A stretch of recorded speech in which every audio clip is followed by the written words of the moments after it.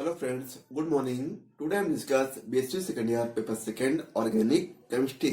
यहाँ पर हम देखेंगे बेंजीन नाभिक की अपक्रियाएं। तो बेंजीन नाभिक में क्रियाएं जो होती हैं उसमें हैलोजनीकरण, उसमें नाइट्रीकरण, उसमें सल्फोनीकरण की क्रियाएं होती हैं।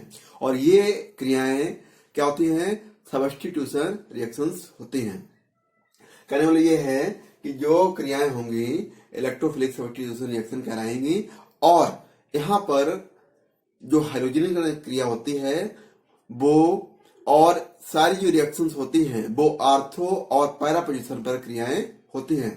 तो कहने वाला ये है कि बेंजीन के आर्थो पोजीशन पर और पैरा पोजीशन पर ही जो क्रियाएं, चाहे हाइड्रोजनीकरण हो या फिर नाइट्रीकरण हो या सल्फोनीकरण हो, तो ये जो अपक्रियाएं होंगी वो आर्थो और पैरा पोजीशन पर ही होती हैं, मेटा पोजीशन पर नहीं होती हैं। तो यहाँ पर हम देखेंगे बेंजीन नाभिक की अपक्रियाएं, जिसमें हम हाइड्रोजनीकरण इससे पहले वीडियो में देख चुके हैं।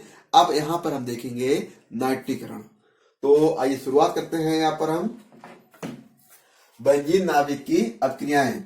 तो NH2 समूह बेंजीन रिंग को सक्रिय करता है, जिसके कारण यह इलेक्ट्रॉन स्नेही या फिर इलेक्ट्रोफिलिक सब्स्टिट्यूशन रिएक्शन अपक्रियाएं आर्थो या पैरा स्थिति पर प्रदर्शित करता है।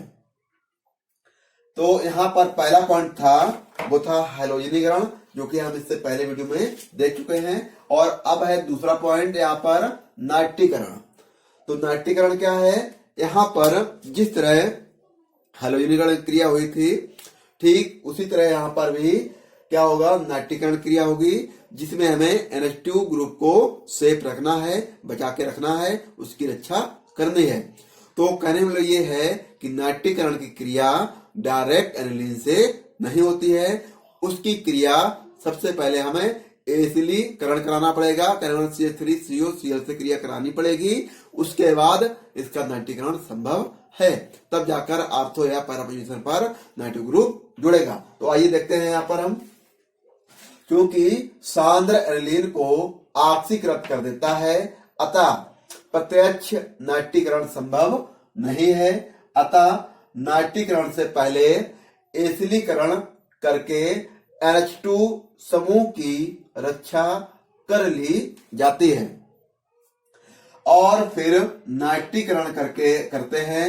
प्राप्त हुए यौगिक का जल अपघटन करने पर नाइट्रो एनिलीन प्राप्त होती है।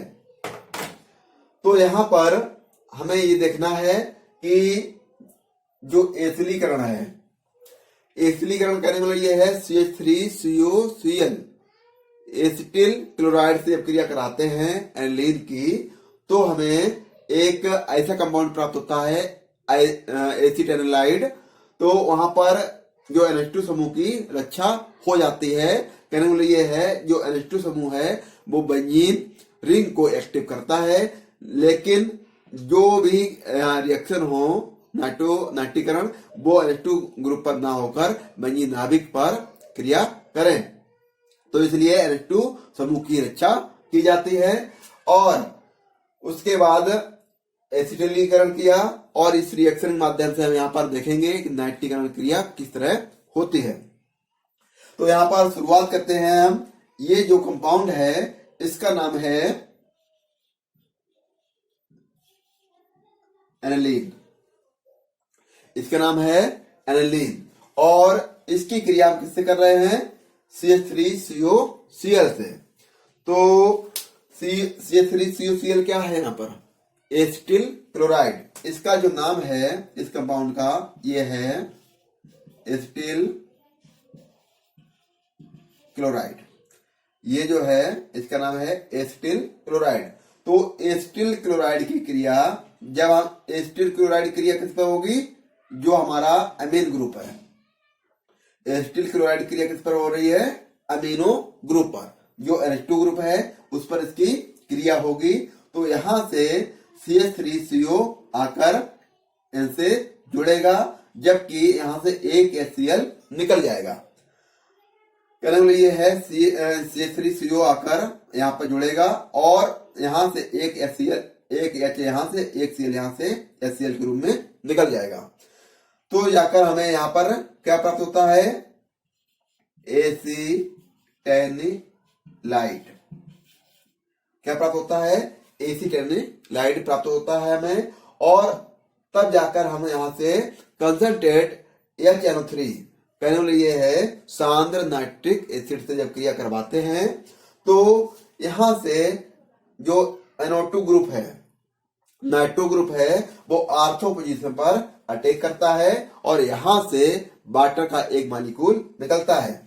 जैसे कि जो HNO3 है उसने आकर यहां पर इस आर्थो पोजीशन पर अटैक किया, तो इस आर्थो पोजीशन पर अटैक करने पर एक H यहां से पहले ही था और एक H ये और एक O यहां से क्या निकल जाता है, यहां पर H2O के रूप में निकल जाता है। तो यहां पर बचता क्या है, NO2 ओनली, जो कि नाइट्रो ग्रुप है। तो इसका जो नाम हो जाएगा वो हो जाएगा आर्थो नाइट्रो एसीटेनिलाइड। आर्थो नाइट्रो एसीटेनिलाइड इसका नाम हो जाएगा। और अगर कंसंट्रेट HNO3 आर्थो पोजीशन पर अटैक ना करके पैरा पोजीशन पर अटैक करता है, तब भी यहां से भी एक H2O निकलेगा और NO2 ग्रुप पैरा पोजीशन पर जुड़ेगा। तो ये पैरा पोजीशन, तो इसका नाम हो जाएगा पैरा नाइट्रो एसीटेनिलाइड। तो ortho nitro acetanilide, para nitro acetanilide, ये यहां पर कंपाउंड हमें प्राप्त होंगे जो कि हमें एसीटेनिलाइड के नाइट्रीकरण से प्राप्त हुए। अब हमें देखना है इन दोनों कंपाउंड आर्थो नाइट्रो एसीटेनिलाइड और पैरा नाइट्रो एसीटेनिलाइड दोनों का हम क्या करते हैं, जल अपघटन करते हैं या हाइड्रोलिसिस करते हैं। तो यहां से क्या होगा, जो H है और OH मतलब कहने वाले H जो वाटर मॉलिक्यूल है वो आकर कहां पर अटैक करेगा, यहां पर। तो यहां पर CH3COOH मतलब कि जो OH है वो यहां पर जुड़ जाएगा CH3COOH और H आकर जो इनसे जुड़ेगा। तो यहां पर दो मॉलिक्यूल किसके निकल जाएंगे, CH3COOH। अगर एक कंपाउंड बनेगा तो यहां पर CH3COO एक मॉलिक्यूल निकलेगा और यहां पर NH2 ग्रुप की जो है रक्षा हो जाती है। तो यहां पर इसका जो नाम होगा, ये जो है आर्थो पोजीशन पर NO2 ग्रुप जुड़ा है, तो इसका नाम हो गया आर्थो नाइट्रो एनिलीन। इसका नाम हो गया आर्थो नाइट्रो एनिलीन। और जो दूसरा है उसका नाम हो गया para nitro aniline. Para nitro aniline, इसको मैं अपना लिख दे रहा हूं क्योंकि यहां पर जो है पैरा नाइट्रो एनिलीन। तो इस रिएक्शन को, जो नाइट्रीकरण की रिएक्शन है, इसको पुनः एक बार देखते हैं।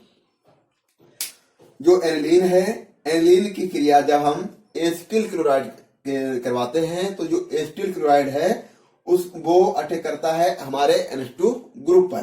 तो यहां से क्या निकल जाएगा, HCl निकल जाता है और CO3 यहां पर जुड़ जाता है, जैसे कि यहां पर जुड़ा। तो जब इसका जुड़ा तो इसका नाम हो गया एसीटेनिलाइड।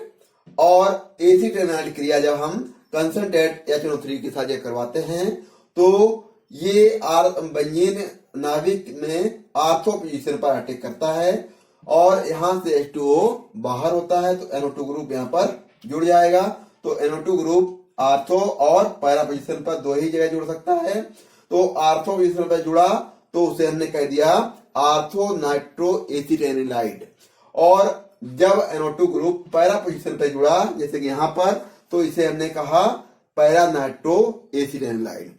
और इन दोनों का आर्थो नाइट्रो एसिटिलाइड और पैरा नाइट्रो एसिटिलाइड की क्रिया जब हमने वाटर के साथ कराई या जल अपघटन करवाया तो हमें यहां से आर्थो नाइट्रो एनिलीन प्राप्त हुआ और पैरा नाइट्रो एनिलीन यहां से हमें प्राप्त हुआ। तो जो बेंजीन नाभिक की क्रियाएं हैं उसमें हमने हाइड्रोजनीकरण और ये सेकंड पॉइंट था नाइट्रीकरण। तो हाइड्रोजनीकरण की किस तरह अपक्रियाएं होती हैं, नाइट्रीकरण की किस तरह अपक्रियाएं होती हैं वो हमने यहाँ पर समझा। तो आई होप आपको ये बहुत ही अच्छे से समझ में आया होगा। तो यहाँ पर इसको प्रैक्टिस करके अच्छे से समझा जा सकता है। Thank you.